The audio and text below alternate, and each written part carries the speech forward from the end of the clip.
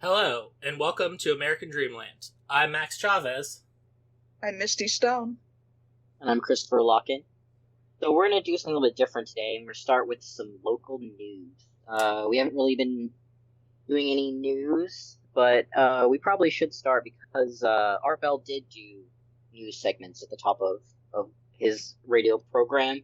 But a few things sort of relevant to national news have been happening here. We finally got ice up here.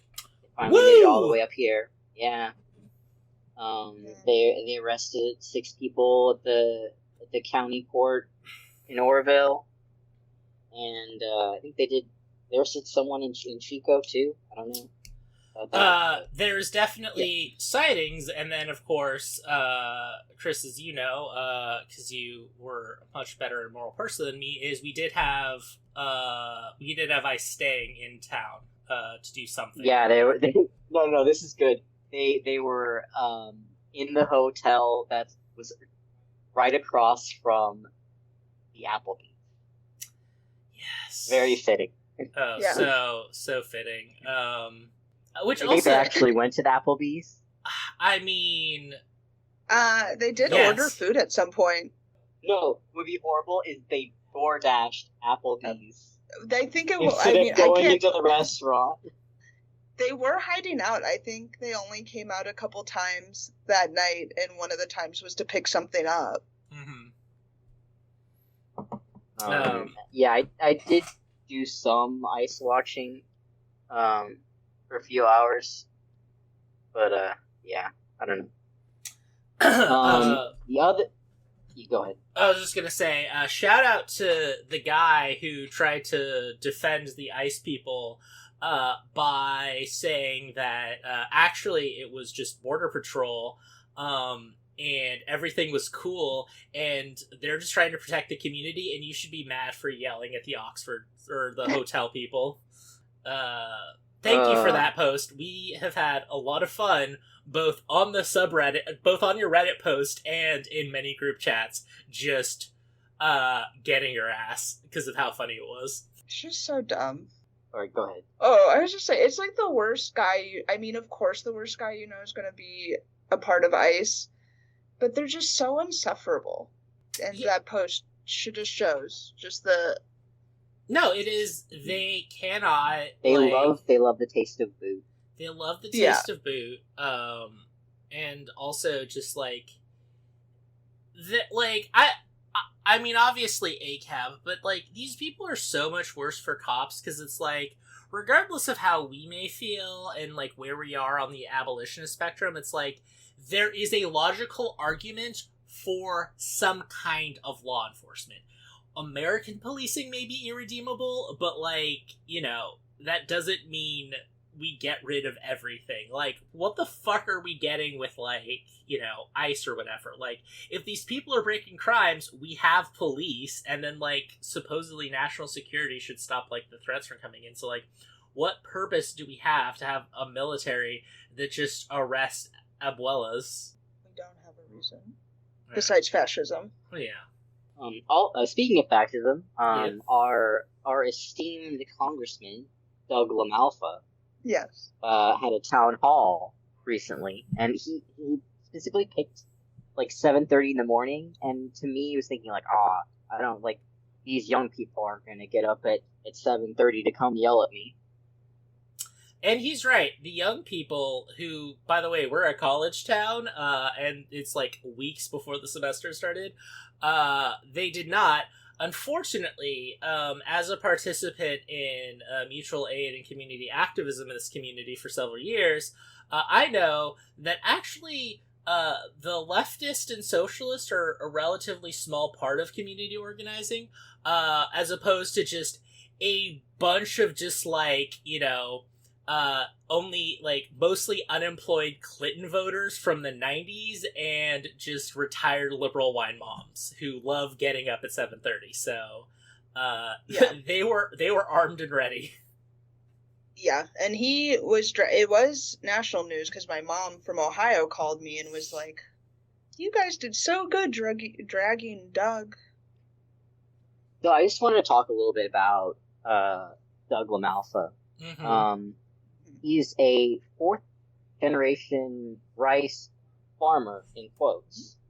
Right? So there's a type up here that call themselves farmers, where they basically just, their families own land for however many generations, and they probably never spent a single day out in whatever fields for whatever crop they grow. Rice farmers are almost just as, like, almost worse because they get so many subsidies from the government to not grow rice. Yeah. Yeah, farmer in quotes. I feel like farmers like him are more like akin to like medieval lords than actual farmers. Yeah. Like, There's one difference I'd like to say, starting to get technical, is medieval lords had to give... yeah, they had an obligation to... Yeah, no, they were the middleman workers. from... They A, had an obligation to the workers, B, served as the middleman between the central state, which was the monarchy, and the goods. So they got a taste off the top, but had to give something. Whereas, actually, like, I own land, so now the government has to give me money. Yeah. Yeah. But they're the class in this part of the state that has all the money, and they're sucking the aquifer dry so they could sell their crops overseas. It's great, love it. Listen, we can't get pistachios from Iran, so we got to do something. Yeah, no, it's great. Real piece of shit. Also, apologies for people who happen to share certain things, but like I've only lived here 12 years. I am not a lifer like Chris, but I love how there's been just the most just punchable first names for the Congress people since I've lived here. When I moved here, a congressman was named like Wally, and now it's Doug. Like, what the fuck? Like, get an adult name. Yeah, he's been in this seat since 2013, and from what I recall, is he jumped on the Trump bandwagon fairly early. Oh, well, yeah. Trump's only stop, I think, in the 2016 campaign.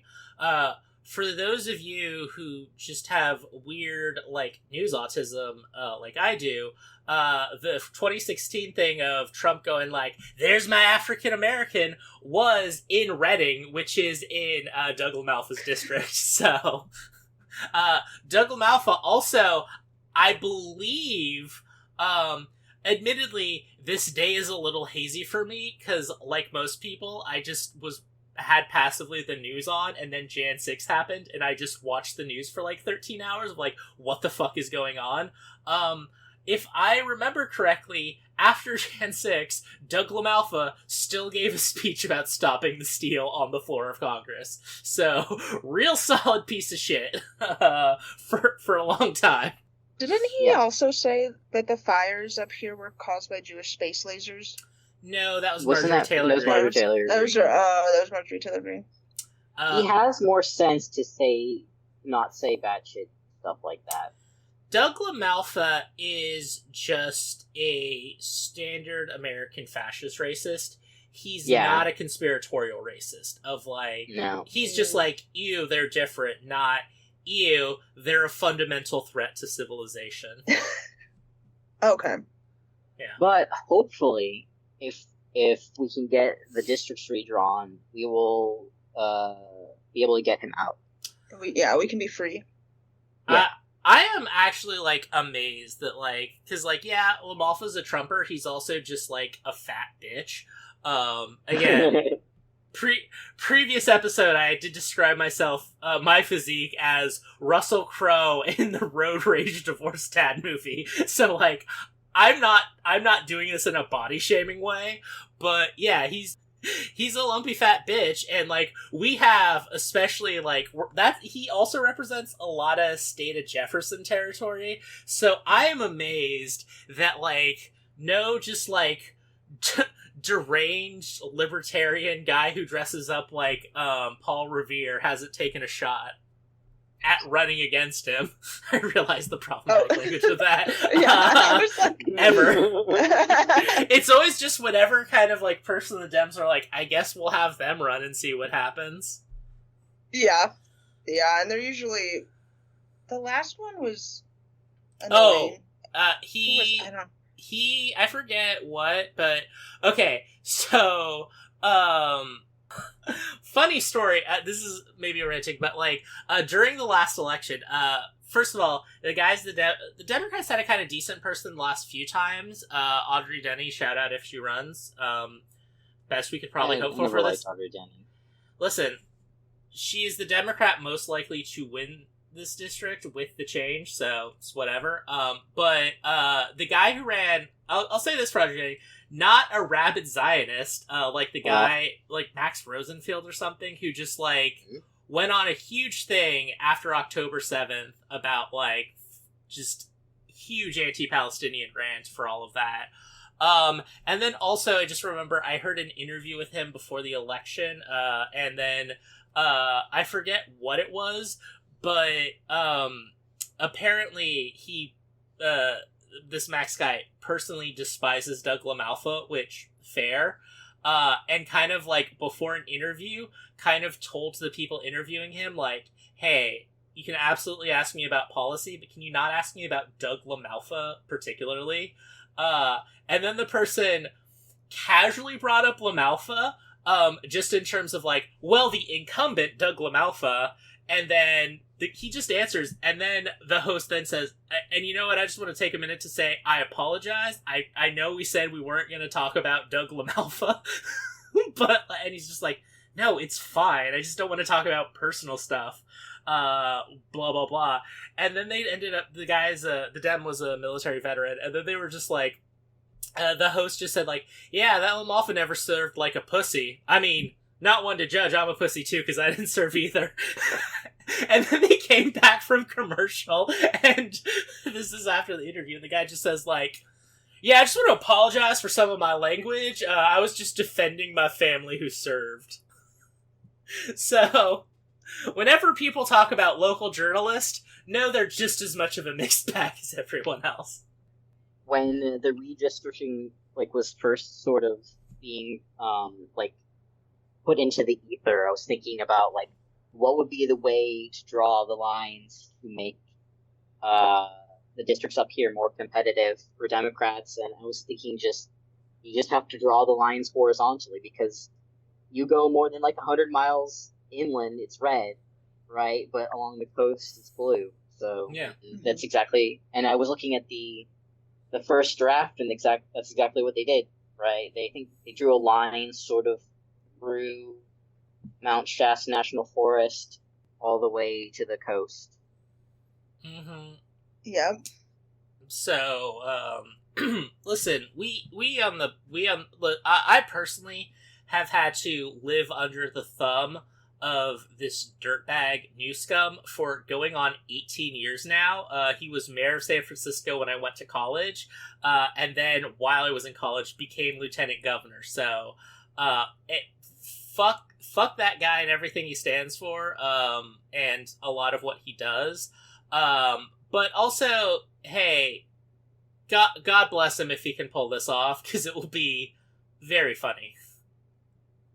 He thinks he'll be able to run for president. It's not gonna. It is just so. Everyone like he is so. What is? Chris and I were actually talking about this morning before I went to work. Of just I forget how it came up, but we were just like, what is his deal? Like, why is he now anti-trans and like pro-Groiper, but still like fighting back about like Texas thing and like how and like saying like if Wiener's bill about like demasking ICE agents goes, I will proudly sign it. Like, what is he trying to do? Who is he talking to? Right. He's trying to talk to everyone at once. He has no principle, so he's just like, what is the most popular thing? Like for every singular issue, and then just doing that. But you can't do that because like it's like we said, American politics is a shit show. Mm-hmm. Like, Yeah. It's a nightmare. like, Also, like, I know we're, like, very much on the, like, psychosexual projection on the right, but liberals are kind of right-wing, so I will also say, like, how much of this Newsom wants to be president it's not zero a psychotic drive for power, but lest we forget how much of this, like, pettiness is because of the fact that Donald Trump's son is banging and doing cocaine with his ex-wife. Mm-hmm. That is true. Mm-hmm. Yeah, Donald Trump Jr.'s girlfriend, fiance, is the ex of Gavin Newsom. Which... It's just something. They're Eskimo brothers. Yeah, I was not gonna say that term, but yeah, no, I was. I guess I've made that joke before, and also it just seems like very funny that like, and just how degraded fascism is like all of these Donald Trump dynasty people who are like Don Jr.'s got to be next president. I just don't think they've Of course they haven't, but it's just very funny that they support a first lady who's famous for charging a pit bull with murder. Which is how Kimberly Guilfoyle became famous. I don't know if you remember this when you were kids, but like there was that pit bull that mauled like a child to death in San Francisco, and she was the DA who prosecuted that case in like 2000. All right. Yeah. So many cool, awesome people are in the halls of power. Well, yeah, what we use a segue, like redrawing the districts, sort of breaks because like. The Mount Shasta area is very red. Yeah. Famously home to the nationally known Bethel Church. We'll probably do an episode on them at some point. We have to. Definite Christ fascists. If you haven't heard of Bethel Church, it's basically the Northern California version of that Hillsong documentary on Hulu or whatever. Like, it's that just down here. Yeah, it's the mega church. It is a little Righteous Gemstone-esque too, with their performances, their music. We are in the heartland. We are. We are. What I need is $2 million and a lot of cocaine.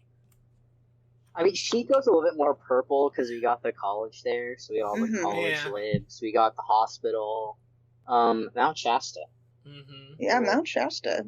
I have some just facts about the mountain itself? Do we want to start there? Yes. Yeah, that would be good. It's a beautiful mountain area. It is a beautiful mountain area. So what is Mount Shasta? It is a steep-sided stratovolcano that is located 60 miles north of Redding, California, with an elevation of 14,719 feet, and it's the second highest peak in the Cascade Range. So the mountain consists of 4 overlapping dormant volcanic cones, and over the last 10,000 years, it has erupted around every 600 to 800 years. And while it has stayed relatively quiet lately and during the 21st century, the United States Geological Survey monitors the mountain and rates it as a very high-threat volcano. Nice. Also, I was going to talk about sort of my relationship to Mount Shasta. So when you grow up poor in the North Valley, vacations mean one thing: camping. So the Shasta National Forest was one of the places where campgrounds were about like maybe an hour and a half away. So a lot of years we'd go to one of those, and like sometimes when we go, like my parents would just make a joke about like the weird hippies that worship the mountain. Yeah. There are a lot of weird hippies that worship the mountain. And the mountain has been a place of worship for generations too for the indigenous tribes here. among others. Among others. I feel like I should maybe put this my experience with Mount Shasta is I've only been there one or two times, but when I stayed in Mount Shasta proper, I want to just say that that was the highest concentration of unique crystal sellers I have ever seen in one place. I am also counting the psychic fair and doing that level of density of us just in one building and like a quarter of the people selling crystals. Like, there are so many crystal shops in that town. Yeah, I watched a little documentary of somebody, a local, taking someone around Shasta, and they went into one of those crystal shops you're talking about, and it was huge and insane, the amount. And at the amount of different deities that they all worship, it's very much all the stuff we've talked about before. Mm. This is not to be too controversial, but like controversial and bring up an issue, but like Mount Shasta is like New Age Israel in the sense of just like everyone has some kind of claim and history with it. Yeah, but before that, there was many indigenous tribes around the area, and Mount Shasta has always been considered sacred and holds immense spiritual and cultural importance. I wonder why Mount Lassen just kind of got like forgotten in this, because it's not that far off, and I think it's just big. I don't know how much I think, Chris, remember when we went to Yellowstone, there was always a lot of talk about like the indigenous culture and what we could find in almost like every exhibit and stuff. I don't remember a ton of that in Lassen, and I don't think that's because they're like less woke or whatever. I think there just were not as many tribes and communities on Lassen. So, like, obviously, if you're gonna find a mountain sacred, it's gonna be the one directly providing for you and your family, as opposed to another one, like 100 miles away. Yeah, and they say there's just something about Shasta that draws you in. Misty, have you ever spent any time in the Mount Shasta area? No, I've just stared at it from afar. So, it's very pretty. I mean, I want to. It is very pretty. It's a gorgeous mountain. It's the only thing that makes Redding somewhat pretty. Yeah. Because you can see it. But no, I've never been around the area. I did learn about it when I was a kid with my dad watching those documentaries about the Lemurians. So I know about that. I know about the Lemurians. Yeah, it's more than just the Lemurians. It's like, when I say that like Mount Shasta is Israel, New Age Israel, I'm not just talking about historically like a bunch of people are connecting to it. I also mean like I can absolutely see a bunch of like anti-vax wine moms who care about vibes visiting and getting Jerusalem syndrome. That's just yeah. And you know what really kickstarted the white people, New Age spiritual beliefs of Shasta was the Theosophans again. Yeah. And Helena Blavatsky added again. Listen, every crank belief you can find is gonna have an opinion on Mount Shasta. Like, and it's also great because I haven't spent a ton of time there, but I do love how basically, like I said, like New Age Israel is basically like also the place to get like the second best Asian barbecue I've ever had in my life was also near Mount Shasta, and it is so also the founding location of beloved chain Black Bear Diner. Just says so much about the Black Bear Diner in Chico just sucks so hard. Okay, it's most chain restaurants do. I know you're mad. I mean, I remember going to the one in Davis was pretty good. I've never been to a Black Bear Diner. You know, Just shockingly, aside, just a diner. shockingly, I don't think you'll enjoy it. Slash, be able to order an actual meal there. Yeah. Yeah. I don't think they're very vegan friendly.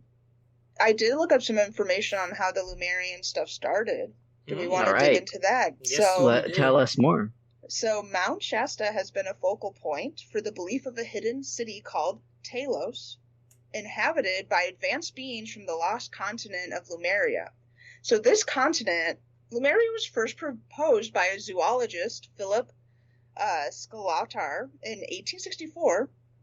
This was proposed as a way to explain the presence of lemur fossils on Madagascar and the Indian subcontinent, but not in the continent of Africa or the Middle East. This theory was then popularized in occultist circles, mainly in the Theosophy circles. Mm-hmm.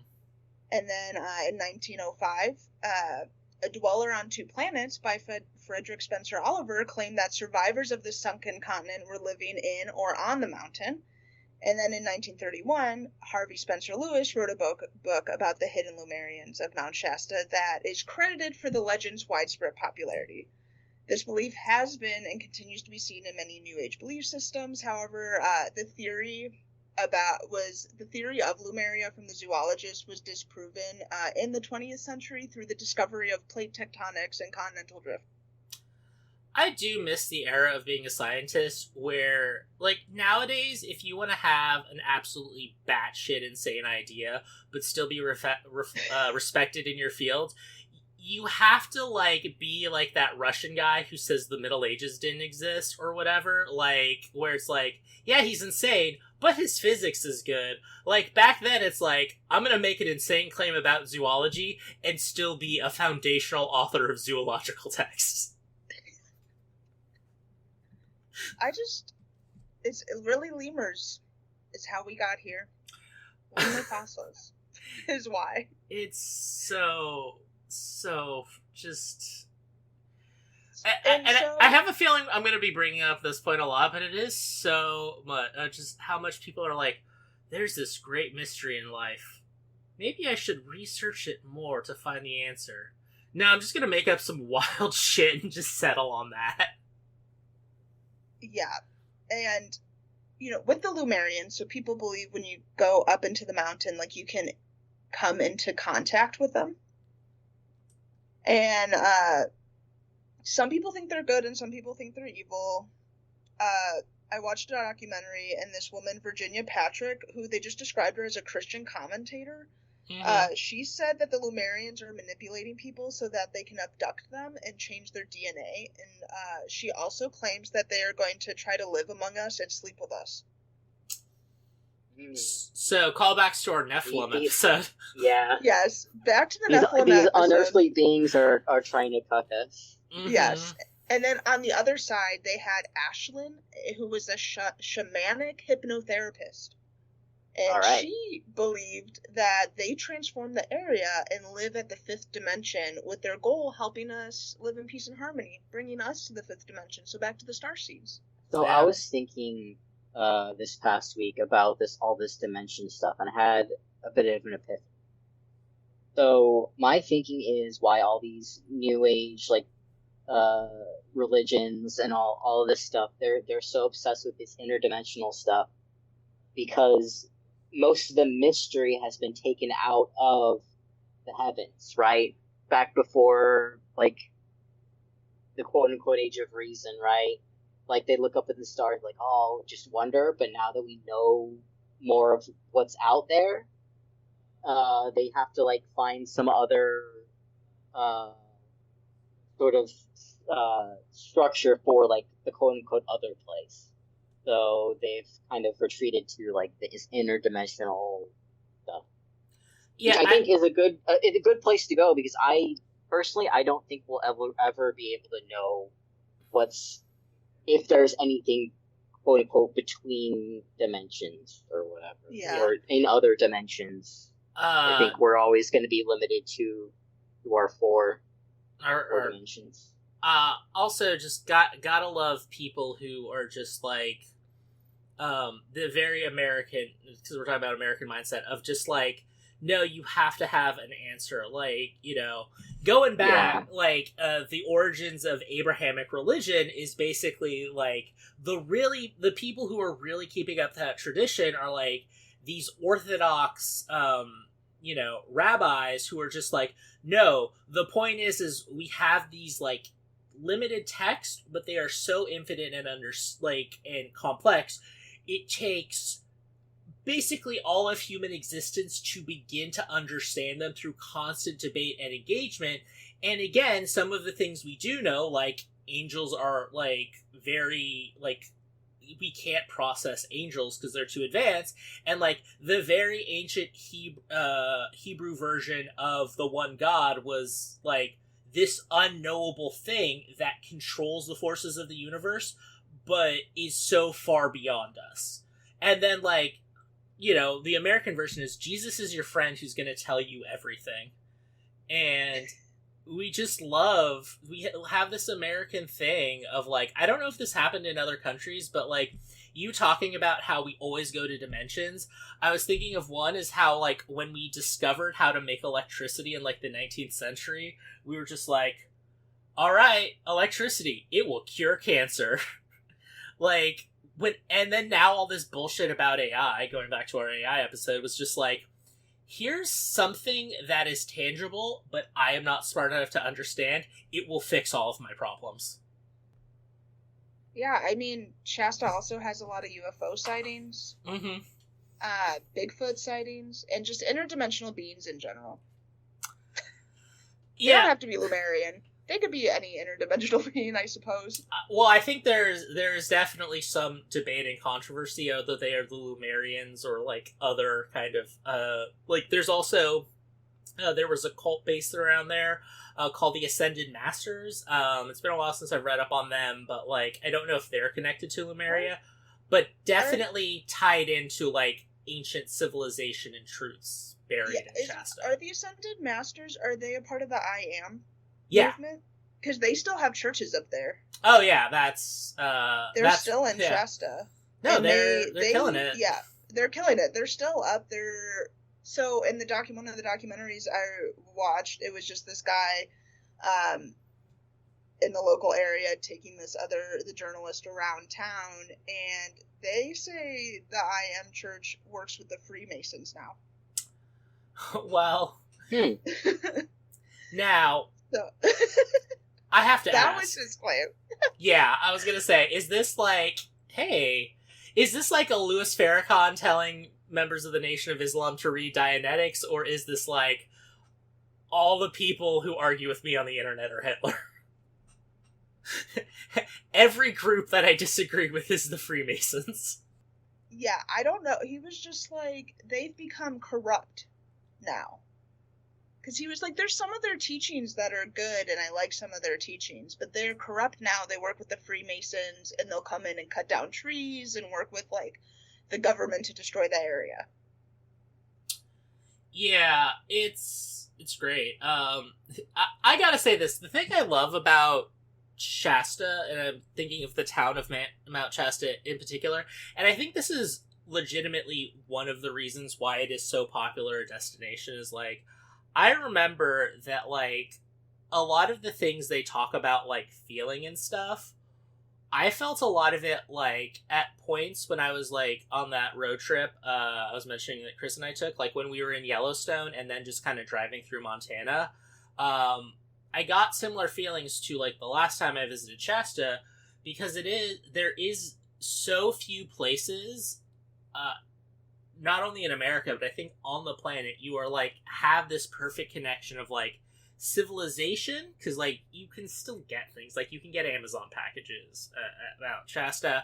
Community, of, like, you know, it's a small town, but it is still, like, a town. There are public places and stuff like that.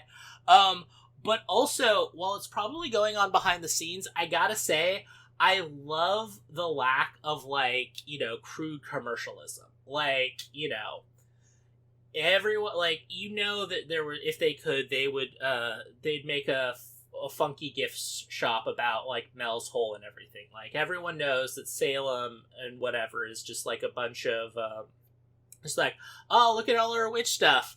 Despite the incredibly high prevalence of crystal shops, at no point is there any like goofy Mount Shasta stuff or anything. It is just a regular rural mountain town that's slightly nicer. Like, there are no gimmicks, there's no things, and they're not trying to captivate of like, we're New Age Jerusalem. It is literally, I am on the Visit Mount Shasta page, and the most like woohoo thing is they have a section to where you can do yoga. Everything else is just like, here's fun things you can do while visiting. Like, which is like great. It is just the vibe. It is not this like massive, look at our weird thing and pay attention to us. Yeah.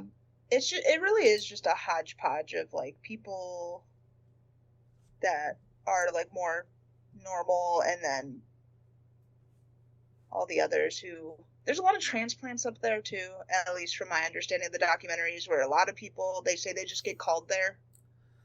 That seemed to be the constant theme, that they're called there. I feel like they get called there the same way that like the Bay Area was specifically sued. It's like, no, there was a couple companies that just got all the talent and then it just started building up. It's like, I gotta just go to a weird New Age community. I don't want to move to Florida. Yeah, California's nice. Why not? Right. And I mean, I feel like we had all of like the hippies that were in San Francisco, like, oh, we're gonna build our own new society.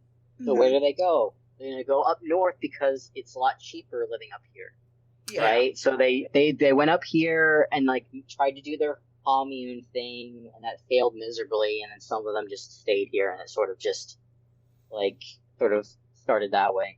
I also think it helps because like it's obviously a lot bigger in Mount Shasta, but you see a lot of this type of stuff in Humboldt, of just like, you know, weirdo people with strange beliefs that aren't really commercialized. And that's because I think you also just have Heart of Jefferson, like weird preppers and like gun-toting people on the fringes of society who are basically like, us weirdos gotta bond together, but fuck them opening up a McDonald's type of thing. So like, it's much harder to commercialize as opposed to say, I don't know, we're a town in West Virginia, let's do this thing. Yeah. And I don't think, like, the I Am church is big enough. I mean, I think it's still pretty big there, but I don't think it's, like, encouraging people to go to Shasta.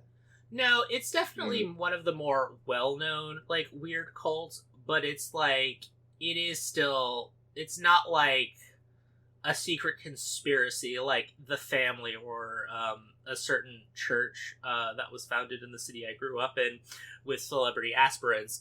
It is like just a normal, like, you sometimes hear about like, yeah, there was this small town in like Oregon that was just like a weird vegan death cult, like, and it was 500 people. Like, it kind of large, but like not massive. Like, I think the I Am movement is just like that. It's like there's a few hundred really hardcore people, and then just otherwise, if you're outside of like the town, they don't really matter.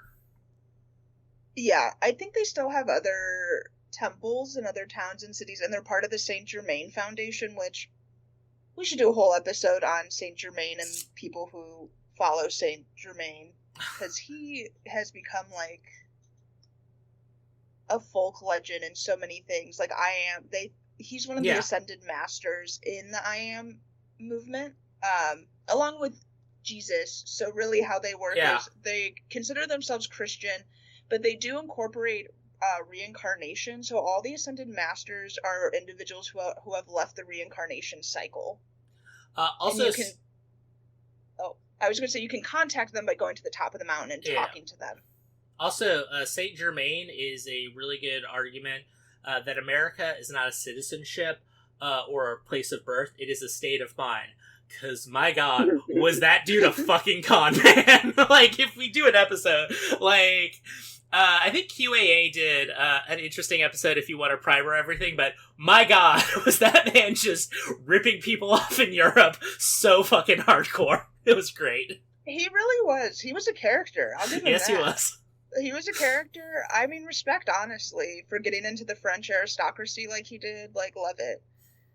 But just the cult following he still has, and especially in occult communities, is also amazing. Like, people still think he's alive, and you can find him in New Orleans. Great, love it. Another weird thing about Shasta are disappearances. Mm-hmm. So, do we want to get into a list of weird disappearances? My body is ready. Okay. Yes. Do we want to do my annoying survivor fact about missing things before or after? A contestant on the... Speaking of, like, missing people in Shasta and actually it kind of becoming a meme, there was that case of that woman, I guess it was Redding, but I think they said she was in Shasta, who, like, was kidnapped. And then it turns out she was just, like, it was an elaborate way to leave her husband or something. She just went to federal prison or something. Real piece of shit, because there was a contestant on a recent season of Survivor who it got leaked that he was basically groomed by her when he was in, like, high school. Yeah, so, less fun fact, but more just, like, crazy people love to just, like, blame the weirdness of Shasta on their horrible, horrible behavior. Yeah. So, some weird things. The disappearances. So, one of the first ones we'll talk about occurred in 2011. Michael Falvrow was 19. He disappeared while participating in a spiritual quest with a New Age religious group. So this group, allegedly the story goes, the group summited. So there's conflicting stories. So one documentary claimed that the group summited the mountain, placed their stones on top of the mountain as one of the things they do, and on their way back down, Falvrow took his shirt and shoes off and started to go back up. However, the news sources that I found, the articles I found from that time, said that it was reported that they were up in the mountain, but he wanted to summit the mountain alone and place a rock up there and took off without his shirt and shoes and pants. And he was reported missing pretty immediately. And then the next day they found him around 9,600 feet elevation, and he had died due to exposure because it gets pretty cold on top of a mountain. What, a mountain that has snow in the middle of July in California might get cold at night? It was a little cold, so it's not great to go up there without your pants or your shirt or your shoes. And it's like the hike up Mount Shasta is like you can do it in a day, but it's a pretty grueling hike. Like, yeah, it's you have to have at least some experience hiking to not get injured. And I think most people split it up into 2 days. You at least stay over. Yeah. When you're going up. Yeah. And also, though, his parents claim they did a toxicology report and he didn't have drugs or alcohol in his system. So it has been hypothesized that he was something pulled him up to the mountain. Famously, called to the mountain. Famously, teetotaler groups, New Age groups, like I imagine several of the ones there, totally don't try and replicate the high of drugs or alcohol by doing extreme physical activity in nature. It absolutely was him being called in a mysterious force, not a horrible exercise they forced him to do that went awry. Either because he could not handle, like, maybe an underlying medical condition where he could not do the exertion without breaks, or the exposure got him and they're like, all right, how high up can we get? And we'll just say he ran off. All right, break. Yeah, and I will say, like, people underestimate, even on well-trodden paths, how easy it is to get lost in those areas. And you're in the woods. Yeah, you're in the woods, and people have gotten lost and died when they're only, like, a mile away from a path. So, before you do these things... They need Bigfoot to show them the way. Yeah. Yeah. Why didn't Bigfoot come and save him? Well, this is not in Stan Johnson's book, but given the information Stan Johnson has got to us, as well as my understanding of science from both Doctor Who and Star Trek, is that Bigfoot, actually, the real Bigfoot, cannot dimensional shift to Mount Shasta because there's too much, like, warp or subspace activity there, so he's blocked from entering. That makes sense. Yeah. That's why Bigfoot can't help you there. And that's why a force dragged him, and he wasn't saved by the Sasquatch. Maybe the Lemurians, if you think they're evil, they could have dragged him up the mountain. And so another missing case in 2000, a woman named Rosemary Kunst, she was 70, was drawn to the mountain after her husband had died in a car accident. She joined a week-long spiritual retreat in the Marble Mountain Wilderness. One day of the retreat, she went off alone, and by sunset, she'd gone off alone, never came back. She just went to sit by the lake, and by sunset, they were already searching for her. And they never found her, nothing, none of her clothing, items. There was pieces of hair that were found, but I don't think they ever DNA tested them. And that was the last we ever saw of her. Nothing was ever found.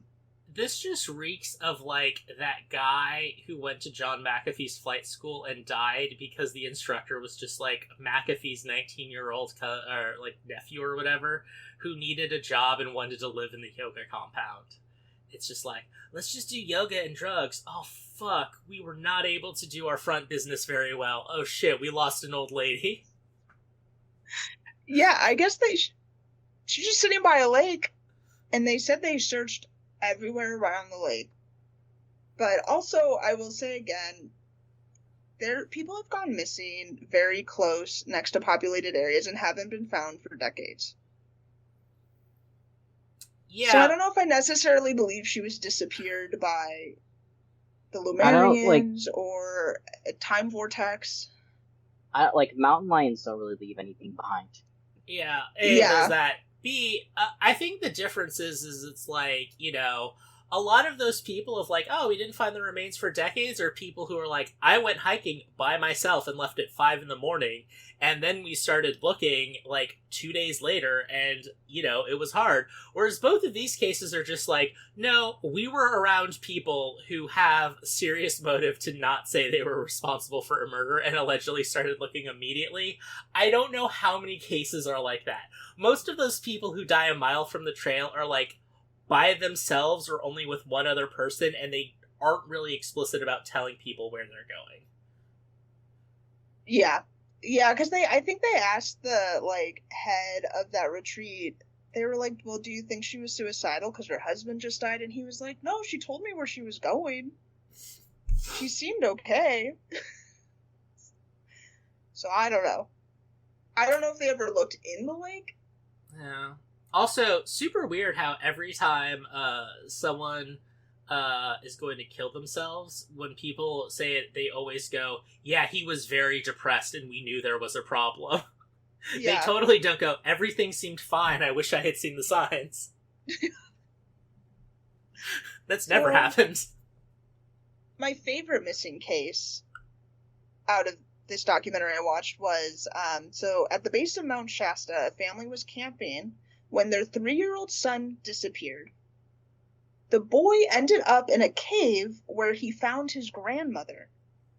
His grandmother takes him farther away and asks him to poop on a piece of paper she had.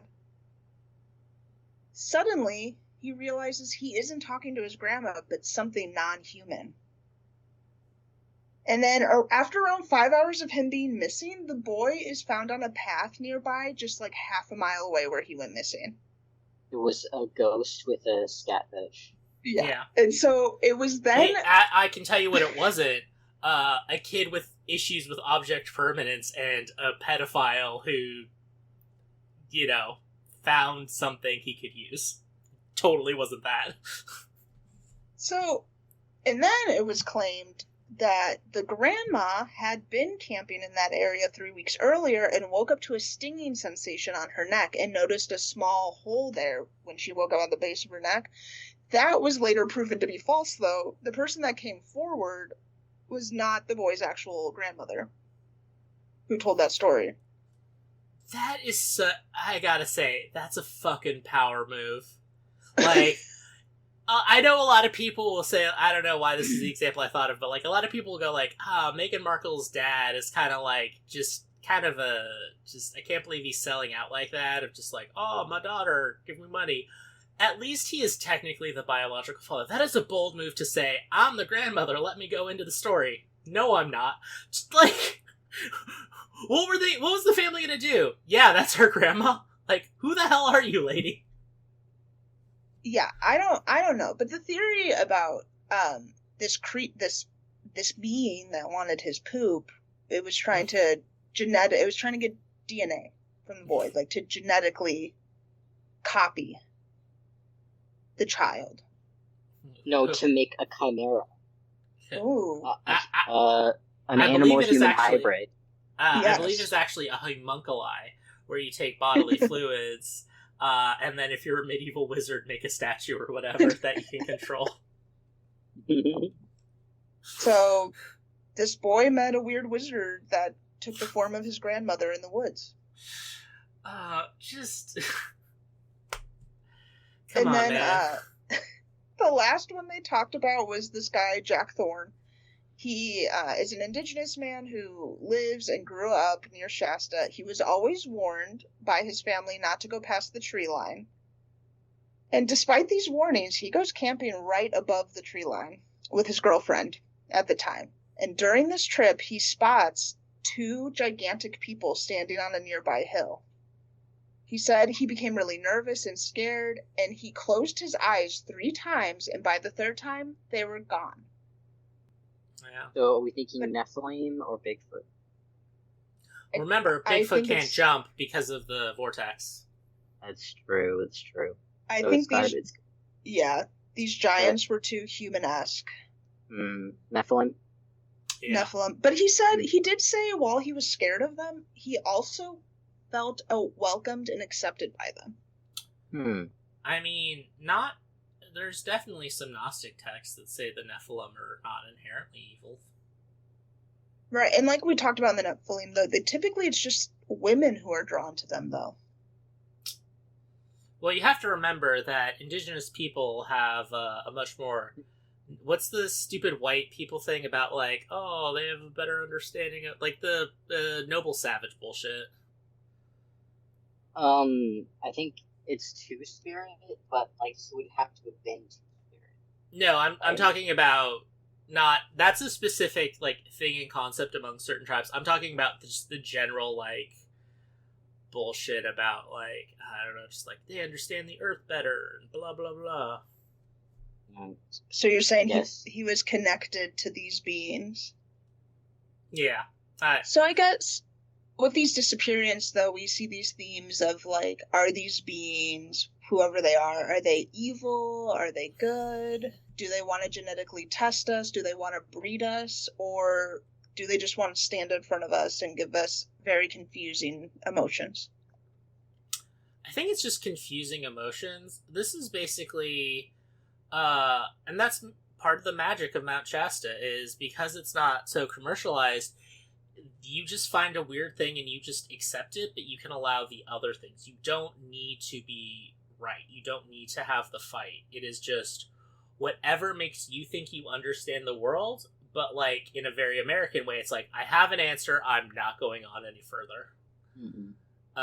Which allows all of these, like, strange ideas, and how, you know, it's just like, we got Bigfoot, we got UFO, we got ancient civilization, we got indigenous mythology and folklore, we got yoga for some reason, we got ascension, there's gotta be some weird Christian stuff there, because it's like a rural town in the North State. The I Am movement they consider themselves Christians still. And it looks like because that woman, that Christian commentator they interviewed, she was more like, these people want to breed with us, and they're going to destroy us. She was more of our good old apocalyptic Christian. Yeah. Something's always trying to breed with us or destroy us or something. I mean, I hate to say it, but this is why we gotta bring back swinging more into mainstream society. Just because, like, we gotta stop this, like, racialization element of, like, the current cuck fetish or whatever. Like, we gotta just be like, no, you happen to be black, and my wife is going to have sex with you consensually. And I like to watch, or because I'm a weirdo. Not, oh man, I can't stop thinking about my wife banging other people, especially when they're weird and different. Especially if they're giant aliens. But aliens from native to Earth from the pre-time, before time began. From the other Atlantis, Lemuria. Yeah. Just like, hey folks, maybe it's not just libs and conservatives. Maybe it's the New Age people who have weird psychosexual things too. Everyone's got weird psychosexual things. Yeah, but I feel like most people... I feel it becomes a problem when it becomes your personality or starts sneaking into things. Like, I can't... This is a weird analogy, but whatever. It's like, I may think about Dungeons and Dragons and what I'm going to do with my character, like, when I'm on a break at work or in my free time, but I'm not going to be, like, constantly thinking about my character and then mad about imaginary scenarios when I'm outside of playing the game. It's like, no, I have this time to be weird, and then I'll just move on and do my thing. I'm not going to start a political movement and do fascism because I can't stop thinking about this. I just play a game, and when it starts to cause negative feelings, I either switch a game system or find a different gaming group.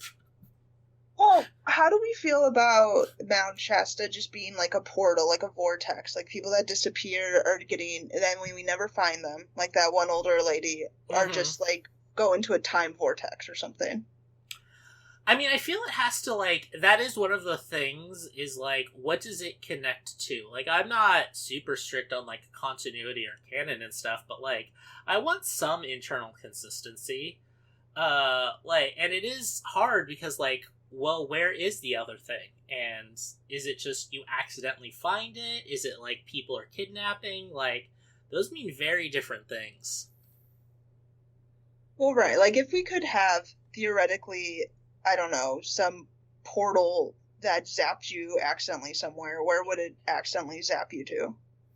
I mean, it sounds here like either Lemuria... Yeah, because you have to climb to the mountain to ascend and talk to Jesus and Saint Germain. So I feel like if you get zapped, it would be Lemuria. Because it seems like the UFO stuff is just normal UFO stuff. Like, so you just get abducted. Yeah, and the UFO stuff is kind of spurred on by these tentacular clouds. That's what the phenomenon's called. So the clouds will sit over Shasta, like right on the peak. And so people have confused that for these clouds hiding spaceships. So that cloud phenomenon, which is a very normal weather phenomenon, I'm sorry to break it to everybody. It's not magic. Aliens. They are not. They look really cool, but it's not for aliens to hide their spaceships. Because their spaceships are obviously have cloaking devices. Duh. So, I don't know, because I was watching also a guy debunk a lot of the theories, but then at the end he was like, well, there is some weird magneticism in Mount Shasta. Like, could this It's a volcano! Yeah. He was like, and there's some theories on, like, weird time loops. So, like, could people just disappear somewhere? And I was like, oh, why is that the thing you believe in? Oh, man. You know what's weird is everyone always experiences time completely consistently. Doing things like being physically exhausted or having limited oxygen totally won't affect your conception of time. And famously, metal ore does nothing with magnetism, and you totally can't find it in a volcano. Never. I honestly... Fucking magnets, how do they... I mean, I don't know. I know. Yeah, I know. Okay.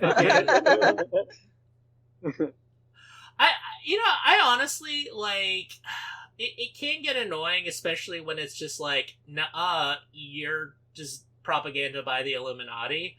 I like people who just admit full on, I'm a crank and I'm gonna just interpret things weirdly. as opposed to just trying to pretend you have the veneer of science. I'm looking at you, Gregorio Tisani, or whatever, like, Ancient Aliens guy. It's just like, just say, okay, but there's a lot of weird things. Wouldn't it be cool if there were aliens in Micronesia? Wouldn't it be cool if, like, this epic battle from, like, an ancient Hindu text was actually Star Wars? Like, right? As opposed to just, like, I'm doing scholarly work. Yeah. It would be cool if the world was a little more exciting. I mean, exciting in a fun way. Yeah, in a fun way. Because what if the aliens that find us are evil? Yeah. Or what if they're like the xenomorphs, as I rewatch all the alien movies? Mm-hmm. We have not started watching yet, but you were part of the group chat where our friend told us that like 20 minutes in, there's 9/11 too. So definitely immediately put on our watch list. I just got logged out of Hulu and need to reset that. If it's good enough, if the alien show is good enough, we're definitely gonna have an episode on it. Yeah, because my partner and I've been rewatching. We're rewatching all the aliens because we haven't seen some of them in a while, in preparation for Alien Earth, and some of those are hard to get through.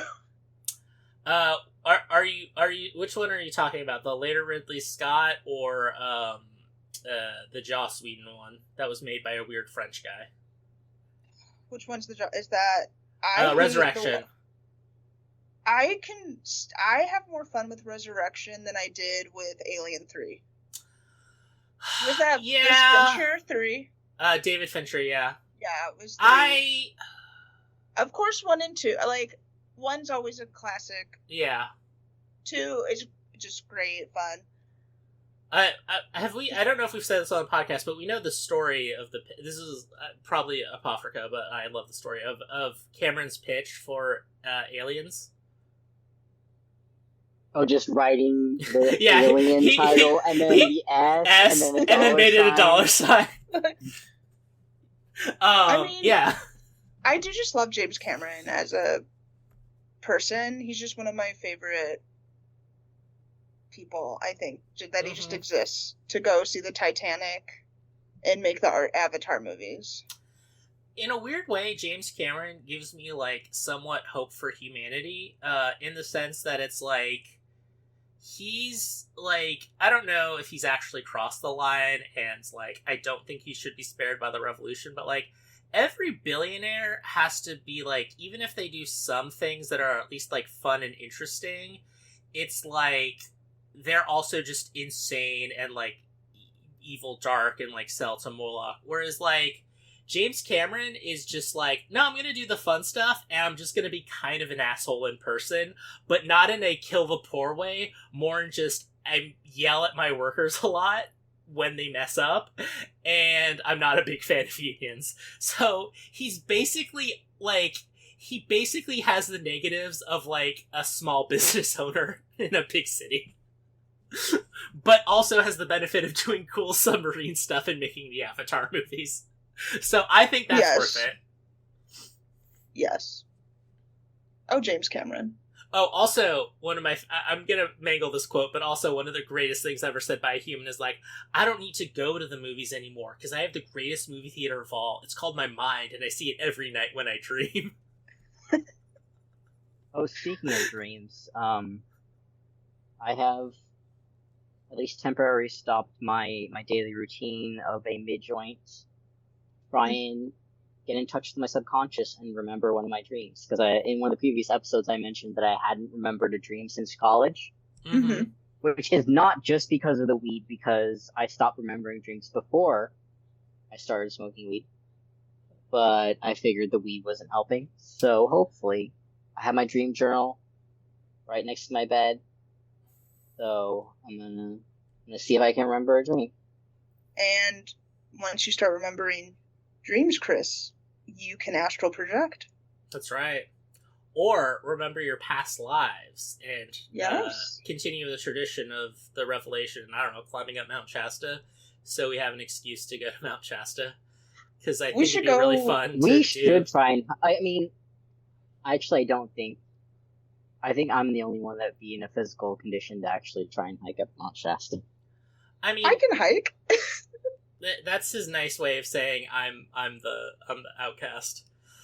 But we can like go to a swimming hole or park or something. Like, there's a lot of other outdoor stuff that's fun to do. They have a section True. about mountain True. biking. I have backpack gear, Chris. If you want to hike, we want to summon Shasta. I am ready. All right. I am. It is. It is now a Survivor audition tape season, so I am working on generally being healthier. So I might be able to sooner rather than later actually do the hike as well. I think we should do it. We could go on one of those hikes with the retreat, one of those weird retreats, and maybe we'll go missing. We'll see. We'll see what's behind that portal. Yeah. Yeah. / we're not just gonna rely on the podcast. We will actually all write notes of like, hey, if I went missing, like, and it's kind of mysterious, and it's not a standard hiker goes missing thing. These people did something really irresponsible and caused me to die. We can put that in legal writing. They definitely stole my clothes and made me run up the mountain. Yeah, like, listen, if I, like, got lost and, like, fell down a ravine, it's a tragedy, do the standard stuff, whatever. But if I'm, like, naked on the mountain, some shit went down that I was not approving of. Well, yeah, we should go. We could do a camp. We can go camping there I think anytime. the best time to go is late summer. Which we are in right now. Just kind of tying it back to the beginning of the episode, it is kind of funny that, like, such a, like, place of, like, weird, just esoteric and strange cohesion of beliefs is represented by, like, as much as we were, like, and this isn't a compliment or, like, at least, like, as much shit as we were talking about, like, Doug LaMalfa, like, he's not even one of the fun he's just a boring, like, I'm gonna support fascism Republicans. There's not any weird, like, libertarianism or, like, flirting with QAnon or, like, jerking someone off in a Beetlejuice musical kind of stuff. He's just like that meme of, like, the Iowa senator who's just, like, is 100 years old and, like, all he wants is bloodshed in Iran. Very true. But yeah, I think that's Mount Shasta. There's a lot of stuff going on. We just want to do a quick primer because, there is so much. I'd be remiss if I didn't mention my research, which was trying to find a podcast, which were like 900 true crime missing person things that covered the stuff Missy was going over. Just one incredibly cringe, just like, oh, let's do a comedy skit about Lemurians and stuff. And then just like the one I got about 15 minutes into it, and it was just one of these, like, you know, Ascended Master vibe channeling ladies who was just talking about her experience there and how it was, like, great, and just she was monologuing and it was really weird, and it was just like, I don't know, it was just like, it was entirely stream of consciousness, but in a boring way. And by that I mean, because normally when someone says something is written stream of consciousness, it's like, oh, there's a bunch of random asides of just, like, thinking in your head. Whereas, like, hers, it was just a rambling stream of consciousness, but I never got confused or lost. It's like, yeah, no, you're just describing something else. Because her asides would just be like, and then I took a shower, and as you know, I'm more likely to be awakened and have experiences in water, and I've went, like, showering or bathing or in a lake. And then also it was weird because my awakening was when we were hiking, and not when we were swimming in the lake. But we did see in the lake a dragonfly being reborn, and then I was just like, I cannot handle this vocal fry anymore. But I wonder if I can awaken things in the lake.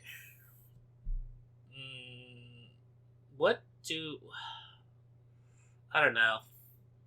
What things could I awaken? Yeah. Okay, this is obviously somewhat of a terrible idea to do because we are publicly releasing this as information of a plan for a con.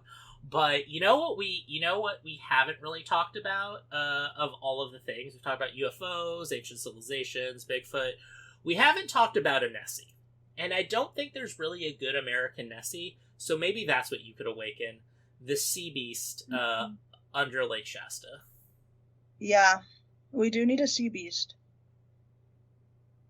And then maybe we could be best friends, me and the sea beast. Yeah. If we really just want to use this as a way to start a weird monster fucking business, the sea beast is a Selkie instead of Nessie. And people love Selkies. People love Selkies, and you can begin an elaborate romance.